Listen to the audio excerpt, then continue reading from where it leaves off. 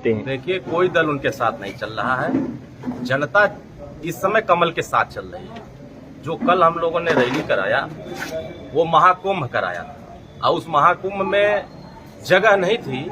जो श्री अखिलेश यादव जी और श्री शिवपाल यादव जी कहते थे कि 80% हमारे साथ है, तो अब वो 80% वहां दिख गए थे।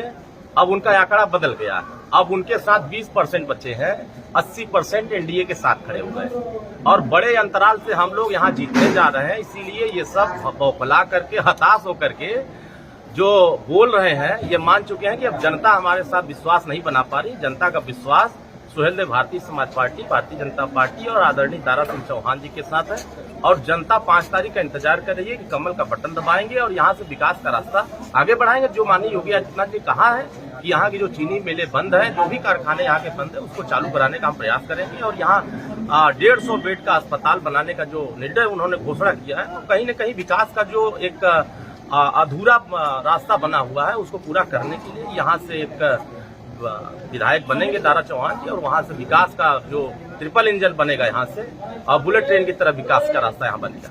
एक सवाल ये विपक्ष उठा रहा है कि आप लोग तार कटवा दे रहे हैं कहीं दबाव बनाने के लिए वोटरों पे, कहीं और सब झूठा है। हम वो जानते हैं साहब कि हमारे पास तो कुछ है नहीं। कम से कम काट के अंधेरे में रहो, उसको चिल्लाओ कि हाँ हम लाइट कट गई, लाइट कट गई। ये समाजवादी पार्टी की चाल है। समाजवादी पार्टी ही सब कर रही है।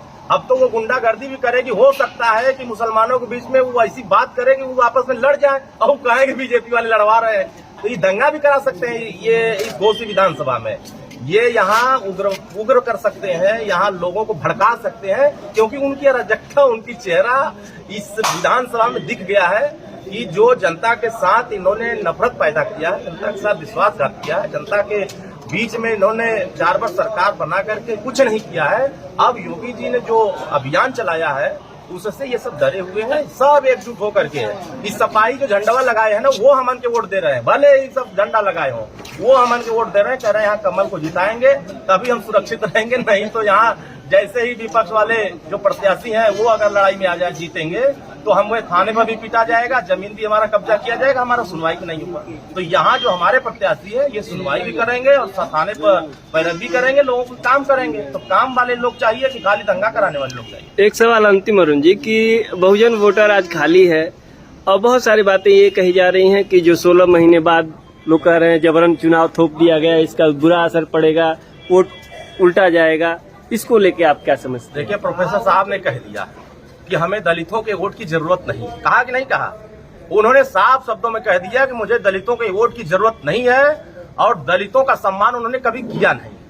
चाहे वो प्रमोशन में आरक्षण खत्म किया हो, बाबा साहब अम्बेडकर की मूर्ति जहां लगी वहां कहा हो कि कब्जा करते हैं जमीन, और मान्यवर कांशीराम साहब के नाम से जितने जिले बने थे उसको मिटाने का काम किया था। मेडिकल कॉलेज जो किंग जॉर्ज मेडिकल कॉलेज जिसमें मान्यवर कांशीराम साहब के नाम से था, उसको ही बदलने का काम, जो भी इन्होंने दलितों के हित में जो भी काम पूर्ववर्ती सरकारों ने किया था, सपा ने उसको सिर्फ और सिर्फ खत्म करने का काम किया था। चाहे वो बहन जी ने काम कराया हो, चाहे बीजेपी ने दलितों के लिए काम कराया हो। आज जो प्रोफेसर साहब ने कहा है, अब उनको पता चल गया है, घोसी के दलित एकदम लामबंद होकर कमल का बटन दबाने जा रहे हैं। बहुत बहुत धन्यवाद जी आपने।